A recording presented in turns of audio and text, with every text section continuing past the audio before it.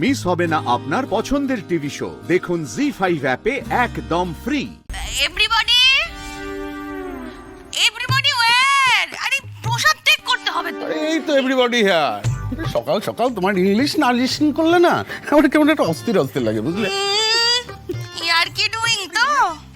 আর never mind, আমি actually English ছাড়া টকই করতে পারি না, এত প্রবলেম হয় না বদ্দি।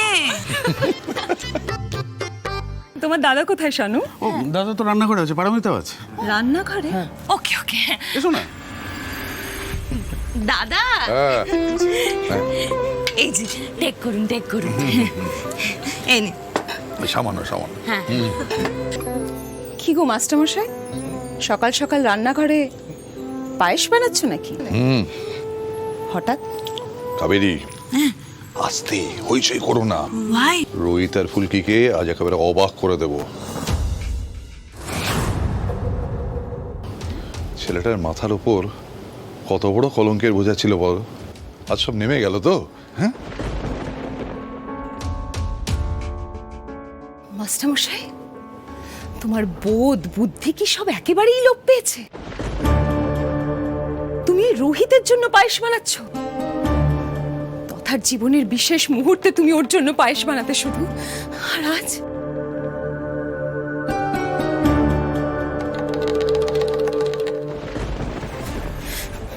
রোহিতকে কে মিথ্যে ফাঁসিয়েছিল, মিথ্যে বদনাম করেছিল, ও জ্বলে পুড়ে গেছিল কিনা, তার থেকেও বড়, ও আমার তথাকে শেষ করে দিয়েছে।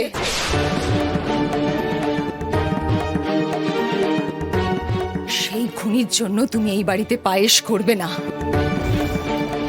ওই মেজ বউয়ের ছেলে আর ছেলের বউকে নিয়ে সাতকাহন করে চতুর্দিকে তুমি সুখ্যাতি করে বেড়াচ্ছ, এখন আবার এই পায়েস? এই বাড়িতে কিছুতেই এই পায়েস হবে না, কিছুতেই না। কি করছো? কি করছো?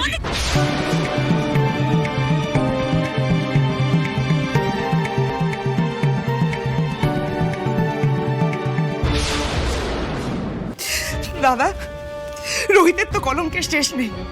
একটা কলঙ্ক মোচন হয়েছে তো কি হয়েছে? বাকি কলঙ্কগুলো কে ঘোচাবে? কি করে প্রমাণ হবে যে রোহিত ওর দাদাকে মানেনি?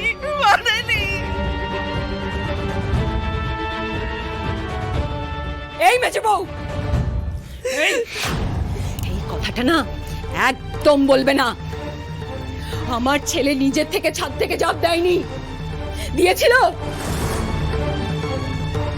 দিল্লিতে বক্সিং ম্যাচের আগে তোমার ছেলেকে সামলাতে ছাদে গেছিল। রুদ্র, রুদ্র, রুদ্র, তুমি তো ছিলে, বলো। হ্যাঁ, তুমি তো ছিলে। আমি কি মিথ্যা কথা বলছি? আমি কি মিথ্যা কথা বলছি? মা আস্তে আস্তে আস্তে, তুমি শান্ত হও, তুমি আগে শান্ত হও। আমি বলছি, কথা বলছি তো তোমার সাথে, তুমি শান্ত হও মা, এরকম করো না, করো না। এখন যে কেন আবার কেঁচো করা শুরু হলো কে জানে। কলঙ্কটা যখন মুছে গেছে তখন বাকি কলঙ্কগুলো মুছে যাবে। বর্দার মৃত্যুর জন্য যে স্যার দায়ী নন সেটা সবার সামনে প্রমাণ হয়ে যাবে। জি5 ডাউনলোড করুন আর সব এপিসোড দেখুন একদম ফ্রি।